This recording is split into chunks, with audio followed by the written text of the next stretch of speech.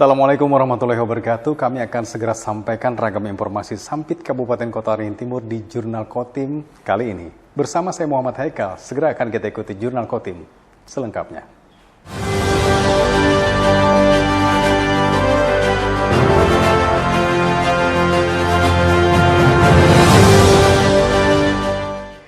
Pemirsa, upacara peringatan Hari Ulang Tahun ke-78 Republik Indonesia di Kabupaten Kota Waringin Timur pada tanggal 17 Agustus berlangsung dengan hikmat dan lancar. Upacara diinspektori oleh Bupati Kota Waringin Timur, Haji Haliki Nur. Upacara peringatan detik-detik proklamasi kemerdekaan Republik Indonesia di Kabupaten Kota Waringin Timur dilaksanakan di lapangan 29 November Sampit. Bupati Kota Waringin Timur, Haliki Nur hadir bertindak sebagai inspektur upacara. Upacara Hari Kemerdekaan ini diikuti ratusan peserta dari sejumlah dinas dan instansi yang ada di daerah setempat, termasuk para pelajar dan mahasiswa.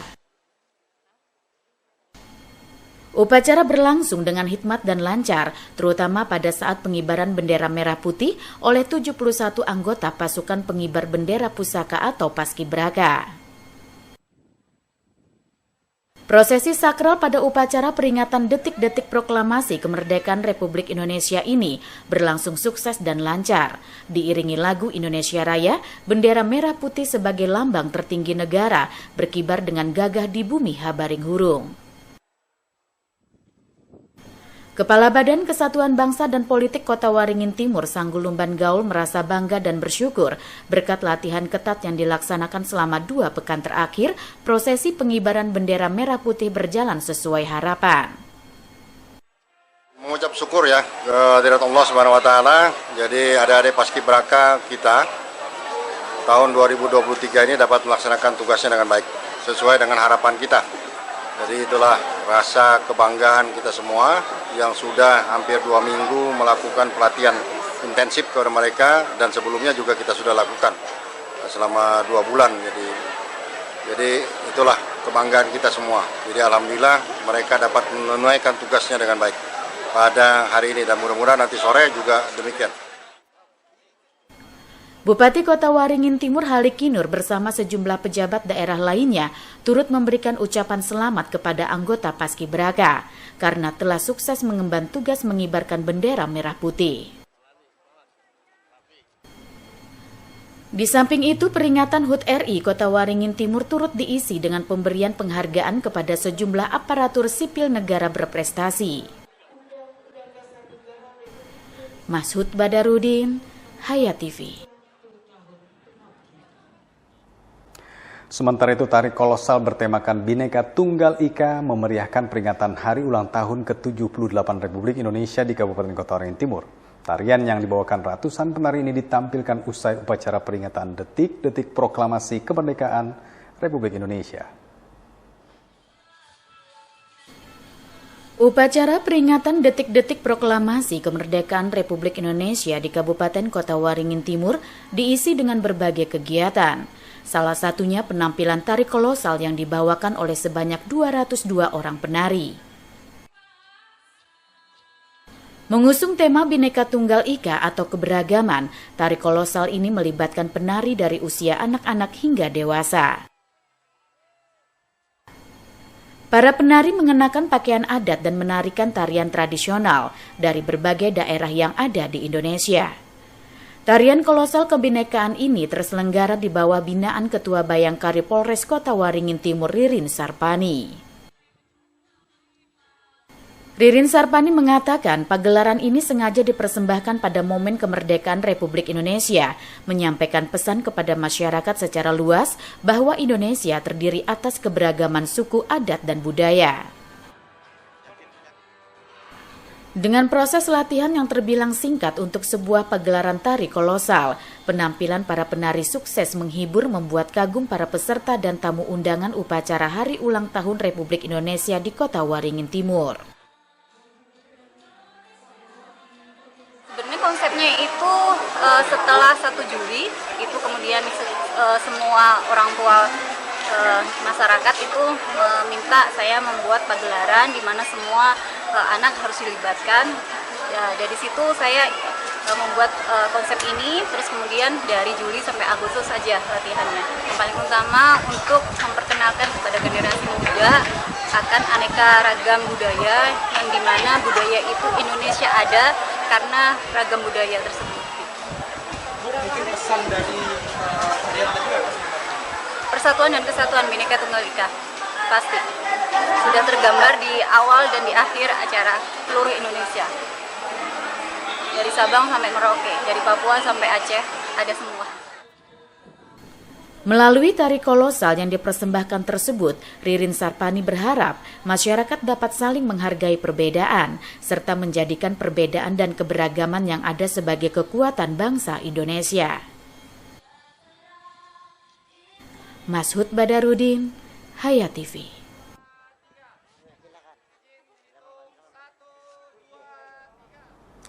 Raudatul Atfal RA Melati Ketapang Sampit Kabupaten Kota Waringin Timur menggelar upacara peringatan Hari Ulang Tahun ke-78 Kemerdekaan Republik Indonesia. Upacara diikuti oleh para murid dan orang tua murid. Upacara peringatan Hari Kemerdekaan Republik Indonesia yang digelar oleh RA Melati Sampit dilaksanakan di halaman sekolah. Upacara yang dipimpin langsung oleh Kepala RA Melati Sampit Mariamah diikuti puluhan siswa dan orang tua murid. Dalam upacara ini, para petugas dan juga peserta upacara khususnya orang tua murid tampak seragam mengenakan pakaian berwarna merah dan putih. Prosesi upacara peringatan Hari Ulang Tahun ke-78 Republik Indonesia oleh RA Melati Sampit berjalan dengan hikmat dan lancar, mulai dari pengibaran bendera merah putih hingga seluruh tahapan upacara selesai dilaksanakan. Kepala RA Melati Sampit Mariamah mengatakan, digelarnya upacara peringatan Hari Ulang Tahun Kemerdekaan Republik Indonesia ini sekaligus untuk mengedukasi kepada para peserta didik bahwa setiap tanggal 17 Agustus diperingati Hari Kemerdekaan Republik Indonesia. Mariamah merasa bersyukur upacara dapat terlaksana dengan sukses dan lancar, antusias orang tua murid untuk mengikuti upacara juga sangat tinggi. Kami RA Melati mengharapkan agar anak-anak peserta didik kami bisa mengenal bahwa bulan Agustus itu adalah bulan kemerdekaan negara Republik Indonesia. Antusias orang tua wali murid sangat bagus sekali, mereka semangat untuk mengikuti kegiatan upacara hari ini. Dan sebelum acara upacara ini kami mengadakan beberapa lomba, diantaranya lomba memasukkan paku ke dalam botol, lomba estafet sarung, dan lomba estafet kardus. Para orang tua murid merasa senang mereka bisa dilibatkan dalam upacara tersebut, apalagi upacara digelar sebagai peringatan momen bersejarah yang sangat penting bagi negara kesatuan Republik Indonesia. Alhamdulillah ya, kita senang sekali ya, soalnya hari ini untuk ibu-ibunya benar-benar semangat dan antusiasnya. Alhamdulillah semuanya juga ikut merayakan dengan penuh semangat dan alhamdulillah berjalan dengan lancar. Selain melaksanakan upacara pengibaran bendera merah putih, RA Melati Sampit juga menggelar sejumlah kegiatan lomba untuk memeriahkan peringatan Hari Kemerdekaan Republik Indonesia. Lomba yang diadakan diantaranya memasukkan paku dalam botol, lomba estafet sarung, dan lomba estafet kardus. Mashud Badarudin, Hayat TV.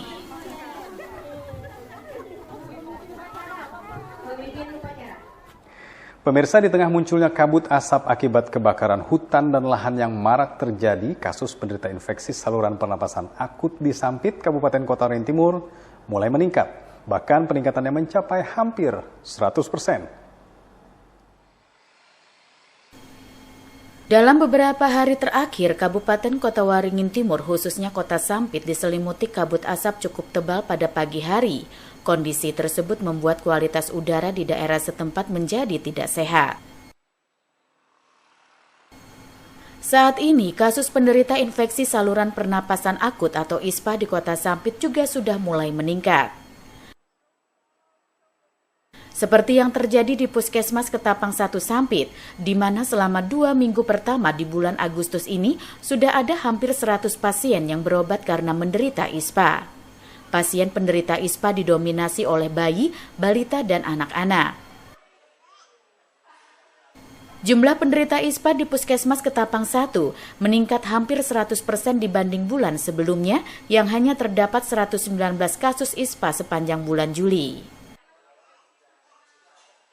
Untuk di Puskesmas Ketapang 1 dalam beberapa minggu ini, terutama di bulan Juli, kita ada kasusnya sekitar 100-an lebih, sekitar 119, dan ini di bulan Agustus dari minggu pertama sampai dengan kedua ini sudah mencapai hampir 100, yang biasanya kami 1 bulan lebih dalam 4 minggu itu 100-an lebih atau 119, ini di 2 minggu sudah 100, ada kenaikan yang signifikan, yang hampir banyak kami ini ISPA didapatkan itu terutama untuk anak balita di bawah 5 tahun. Dr. Farida Aryani mengatakan, meningkatnya kasus ISPA ini kemungkinan besar disebabkan karena paparan udara tidak sehat yang ditimbulkan dari kebakaran hutan atau lahan. ISPA yang diderita pasien juga cenderung lebih parah dari biasanya. Untuk ISPA sendiri di Puskesmas Ketapang 1 selama bulan Agustus ada peningkatan kasus. Kasusnya yang biasanya terbanyak di Ketapang 1 itu anak-anak usianya balita di bawah 5 tahun. Tapi untuk minggu ini memang beberapa orang tua juga mulai terkena ISPA. Dan kondisi ISPA-nya itu untuk biasanya kan paling keluhannya batuk, pilek, terus kemudian tenggorokannya kering. Nah, sekarang sudah mulai ada perubahan suara pada yang dewasa. Jadi mulai suaranya serak, nyeri saat menelan, batuk. Jadi lebih berat dibandingkan ISPA sebelumnya. Biasanya sih karena memang perburukan dari cuaca. Bisa jadi karena musim yang kita mulai masuk kemarau atau memang ada kebakaran hutan. Dengan meningkatnya kasus ISPA di tengah kualitas udara tidak sehat akibat asap kebakaran hutan atau lahan, warga diimbau menggunakan masker saat beraktivitas di luar ruangan, serta mengkonsumsi lebih banyak air putih dan berperilaku hidup sehat. Mashud Badarudin, Hayat TV.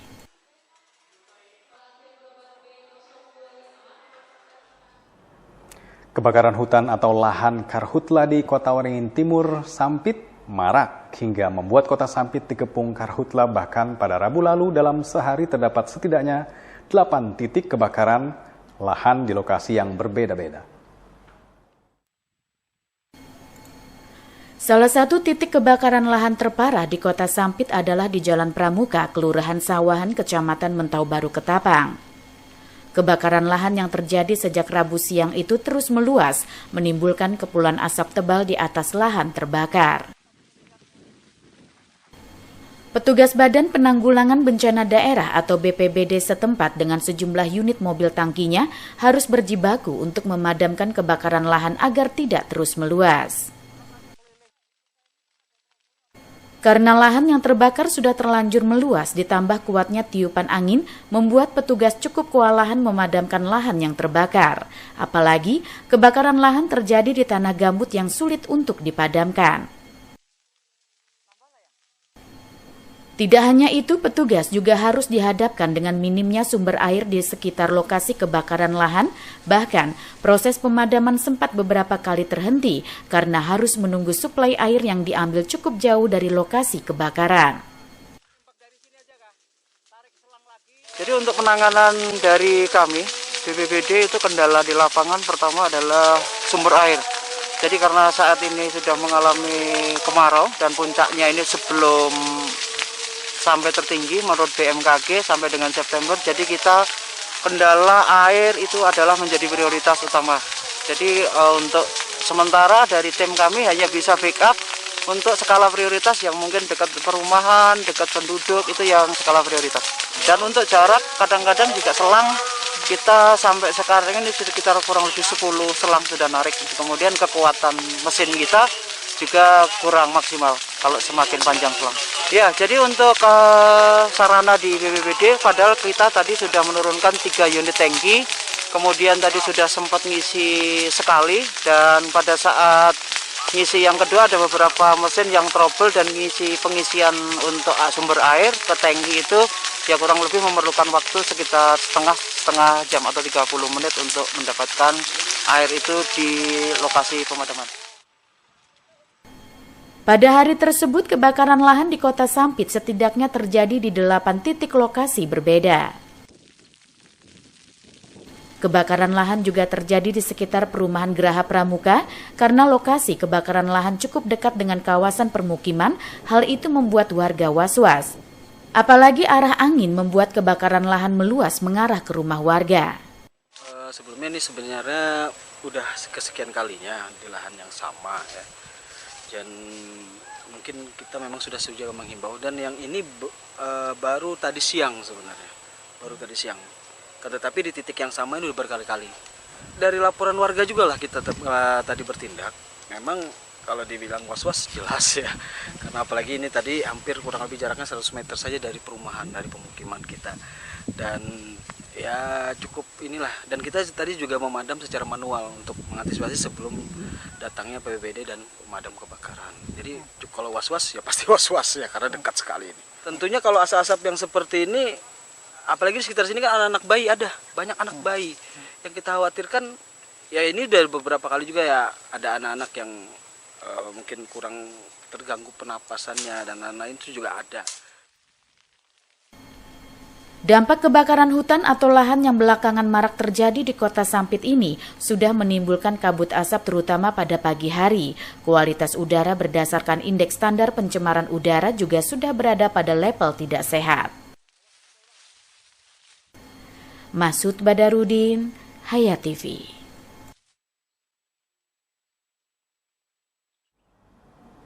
Masih dari informasi kebakaran lahan dan hutan, pemirsa, dalam sehari terjadi kebakaran hutan dan lahan di 7 lokasi berbeda di Sampit, Kabupaten Kota Waringin Timur pada Rabu lalu, dan upaya pemadaman dilakukan tim gabungan dengan bantuan sebuah helikopter waterbombing milik Badan Nasional Penanggulangan Bencana atau BNPB Pusat.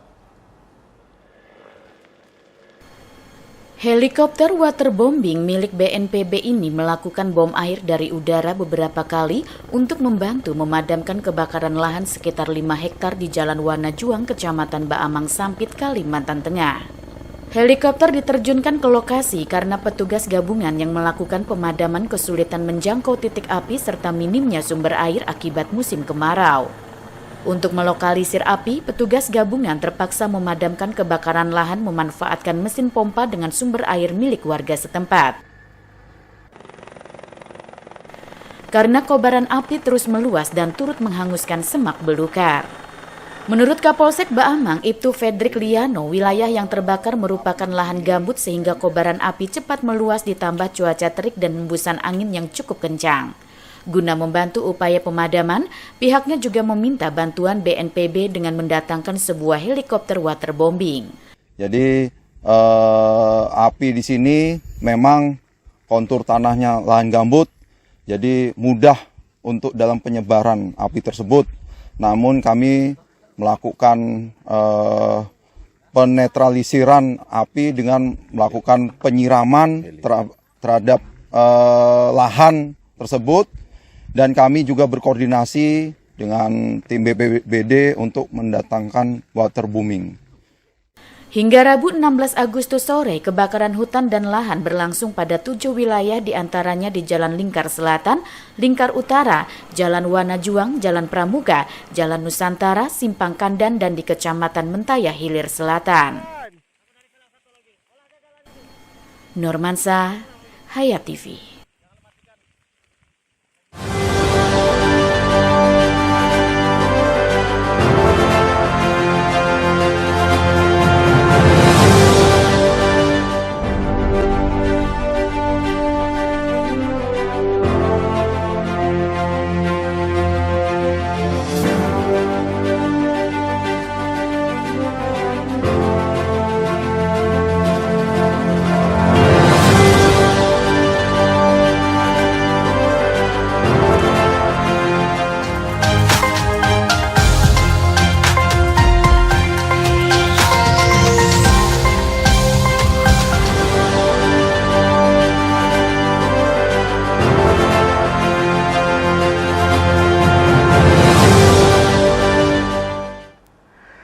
Pemirsa, Kasiter Korem 102 Panjung, Kolonel Infanteri Pomalangton Badia Raja Tambunan memimpin upacara penutupan program TNI Manunggal Pembangunan Desa atau TMMD reguler ke-117 Kodim 1015 Sampit di Desa Panyumpa, Kelurahan Rantau Pulut, Kecamatan Seruyan Tengah, Kabupaten Seruyan pada Kamis lalu. Pada upacara penutupan tersebut, Kasiter Korem 102 PJG membacakan amanat Pangdam 12 TPR yang diantaranya TMMD merupakan bagian dari program bakti TNI yang dilaksanakan dengan melibatkan masyarakat, instansi terkait, dan lembaga pemerintahan. Menurut Kasiter Korem 102 PJG, program ini dimaksudkan sebagai upaya untuk mendorong bertambahnya partisipasi aktif masyarakat di pedesaan dalam membangun daerahnya, guna peningkatan kesejahteraan dan terciptanya kondisi keamanan yang kondusif. Selain itu, sebagai prasyarat berlangsungnya pembangunan berbagai aspek untuk percepatan kemajuan wilayah.